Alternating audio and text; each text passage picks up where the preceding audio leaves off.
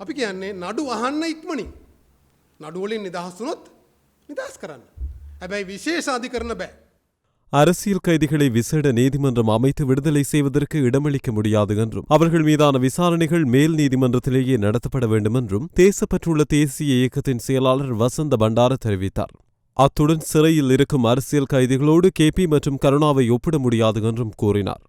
தேசிய ஒருங்கமைப்பு ஒன்றியம் நேற்று முன்தினம் செவ்வாய்க்கிழமை கொழும்பில் நடத்திய செய்தியாளர் மாநாட்டில் அவர் கலந்து கொண்டு உரையாற்றுகையிலேயே இவ்வாறு தெரிவித்தார்.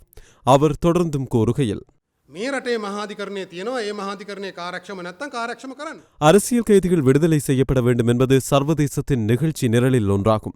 அதன் அடிப்படையிலேயே அரசியல் கைதிகளுக்கு பொது மன்னிப்பு அளித்து விடுதலை செய்வதற்கு அரசாங்கம் முயற்சிக்கின்றது. சட்டத்தின் பிரகாரம் அவர்களுக்கு பொது மன்னிப்பு வழங்க முடியாது. எனவே மேல் நீதிமன்ற அதிகாரமுடைய விசேட நீதிமன்றம் அமைத்து பொது மன்னிப்பு அளிக்க சட்டம் அதிபர் ஆலோசனை கூறியுள்ளார். இது பிழையான ஒரு முன்மாதிரியாகும். கருணாமான் மற்றும் கேபிஐ சிறைகளில் இருக்கும் அரசியல் கைதிகளோடு ஒப்பிட முடியாது.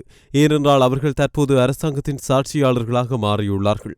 பயங்கரவாதிகளின் செயற்பாடுகளை அறிந்து கொள்வதற்கு அவர்களது ஒத்துழைப்பு தேவைப்பட்டது. அதனால் தான் அரசாங்கம் அவர்களை பாதுகாத்து வந்தது. வெளிநாடுகளிலும் இவ்வாறான செயற்பாடுகள் இடம்பெறுகின்றன. எனவே தமிழ் அரசியல் கைதிகளை விடுதலை செய்வதற்கு விசேட நீதிமன்றம் அமைக்க இடமளிக்க முடியாது.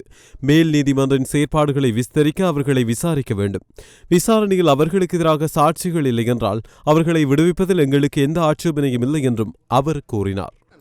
සල්ලි වැඩිපුර දෙන්න.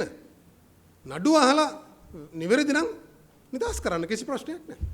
අපි කියන්නේ වුන් සදාකාලික හිරගෙදර තියන්න කියලා.